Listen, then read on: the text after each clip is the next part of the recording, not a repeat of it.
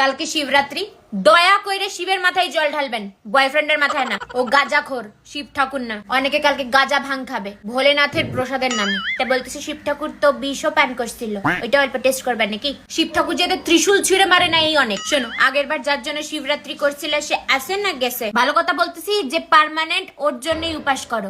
বেকার উপাস করে অন্য কারোর হবুবারের আয়ু বাড়ানোর তোমার কি টাকা?